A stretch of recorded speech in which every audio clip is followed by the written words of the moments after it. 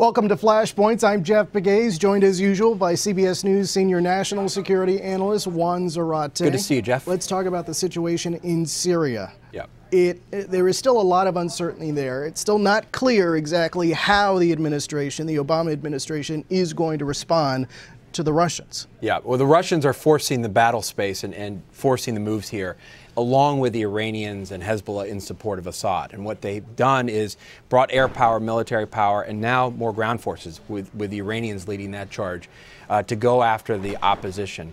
What's interesting here, Jeff, is that the Russians, in doing this, have really forced the U.S.'s hand. The U.S. had been a bit more sort of passive and less engaged. They're now forcing us to draw some battle lines ourselves. Well then, and this is like a high-stakes chess match. So what is the next move by the administration? Well, you've already seen the administration declaring we're going to stop this train and equip program, which has been a failure, spent a lot of money, and isn't effective on the ground. Instead, we're going to drop weaponry and support more aggressively those opposition forces that we've been supporting already. Well, how does that help, dropping weaponry? Well, getting weapons into their hands, in part because those are the forces that are now being assaulted principally by Russian forces. Keep in mind, Russia's tried to shape the narrative that they're there to fight the terrorists, they're there to fight ISIS. A very small, sort of minority of their airstrikes have been at Raqqa or in other parts of territory that ISIS actually controls. They're going after the forces, many of which are supported by the United States, that are most threatening to the territory controlled by the regime. All right, so the weapons that the U.S. will now drop to those forces, they will be used against Assad and the Russian forces? That's right. Assad against the Russian forces, against the Iranians. And keep in mind, the train and equip program that we had the limitation that you could not fight Assad. We're now being forced to draw that battle line, saying, of course, we're going to support those on the ground who've been with us, who are now under assault. And their main battle at this point is against Assad, also fighting off the Islamic forces.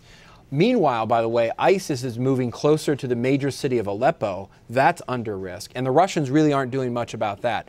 And so there's a lot of moving pieces in the battle space. The reality, though, is the Russians are dictating what's happening on the ground, and they're forcing not just that to shape American policy, but they're also forcing the diplomatic and political dialogue to run through Moscow. Yeah, and there's another factor at play here as well, right?